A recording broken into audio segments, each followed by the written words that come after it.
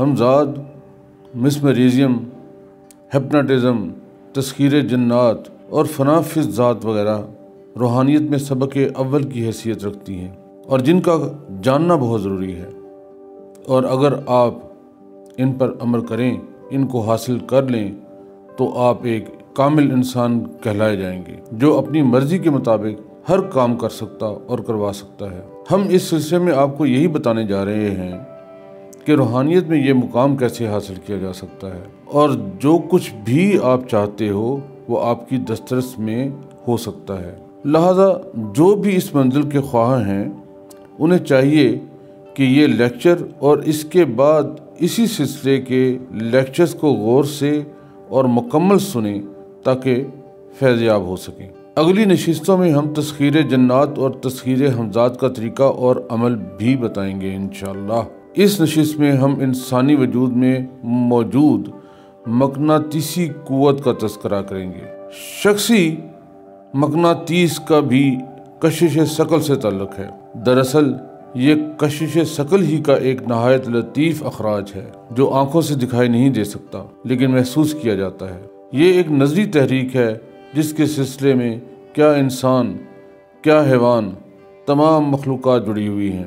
یہ بھی اسی قسم کی ایک طاقت ہے جیسے دوسری طاقتیں ہوتی ہیں، مثلا برقی قوت۔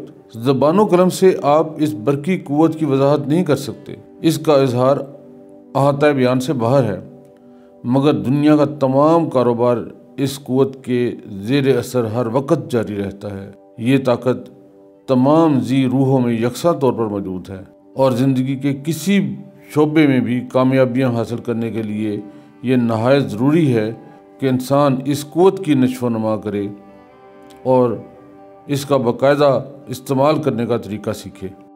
چہرہ اور دماغ، ان دونوں میں کشش کی طاقت موجود ہوتی ہے اور کشش سے بہرہ مند ہو کر اس کا استعمال آسان کام نہیں۔ دیگر علوم کی طرح شخصی کشش بھی ایک جدا گانہ علم ہے اور اس کی باقاعدہ تعلیم ہونا چاہیے۔ سوال یہ ہے کہ انسان میں مقناطیسی کشش آتی کہاں سے ہے؟ اس کا جواب حاصل کرنے کے لیے ہمیں دور جانے کی ضرورت نہیں، کیونکہ اس کا جواب خود آپ ہی کی ذات میں موجود ہے، اور جن وسائل سے یہ طاقت کام میں لائی جاتی ہے وہ بھی محض آپ کے ذاتی اختیار میں ہے۔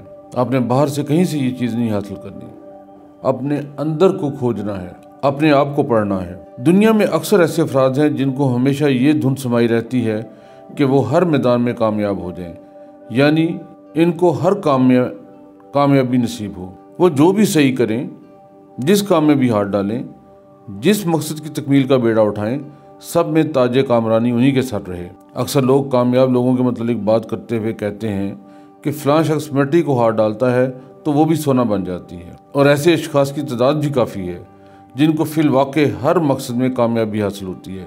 وہ کامیابی کا مجسمہ ہوتے ہیں، مگر ایسے اشخاص وہی ہوتے ہیں جن کی قوت کشش عام انسانوں کی نسبت بہت زیادہ ہوتی ہے اور جن کو اس طاقت کے استعمال کا مناسب طریقہ اور موقع معلوم ہو۔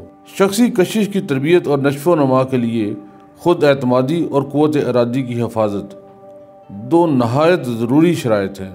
جب انسان کا جسم تندرست و توانا اور دماغ یکسو ہوتا ہے تو لازمی طور پر اس میں شخصی مقناطیسی قوت کا ظہور شروع ہوتا ہے۔ یہ ایک زندہ اور نمایاں طاقت ہے جو ہر وقت انسان کی ذات سے خارج ہوتی رہتی ہے اور اس میں دوسروں پر اثر انداز ہونے کی صلاحیت بھی موجود ہوتی ہے۔ اب آپ دیکھ لیجیے کہ آفتاب اور ستاروں سے بھی اس طاقت کا اظہار ہوتا ہے، لوگ اس کی طرف کھینچتے ہیں۔ درختوں اور پھولوں سے ایسی خوشبو اور مہک نکلتی ہے جس سے انسان اور انسانی دل بے ساختہ ان کی طرف مائل ہو جاتا ہے، یہ انسان کو لبھا لیتی ہیں۔ ہر ذی روح کی ذات سے ایسے اثرات برآمد ہوتے ہیں جو دوسروں کے دلوں میں سرایت کر کے ان پر حاوی ہو جاتے ہیں۔ جاندار ہی کیا، بے جان غیر ذی روح اشیاء پر بھی یہ اثرات یکساں طور پر کارگر ہوتے ہیں۔ کامیاب زندگی بسر کرنے کے لیے اس خفیہ طاقت کا ترتیب دینا بس ضروری ہے۔ مجھے امید ہے کہ اب آپ یہ بخوبی سمجھ گئے ہوں گے کہ مقناطیسی شخصیت کی طاقت آپ کے اندر موجود ہے، اور یہ آپ کا ایک ضروری فرض ہے کہ آپ اس مخفی طاقت کو اس قدر تربیت دیں اور اس کی نشو و نما میں اس قدر حصہ ڈالیں کہ آپ کو واقعی اصلی معنوں میں زندگی گزارنے یا زندگی بسر کرنے کا نہیں، زندگی جینے کا موقع ملے۔ اس کے ساتھ ہی آج کا یہ نشست ختم کرتے ہیں۔ اوپر ہم نے تذکرہ کیا خود اعتمادی اور قوت ارادی کی حفاظت، جو دو بنیادی شرائط ہیں۔ اگلی نشست پر ہم خود اعتمادی اور قوت ارادی کے حوالے سے بات کریں گے۔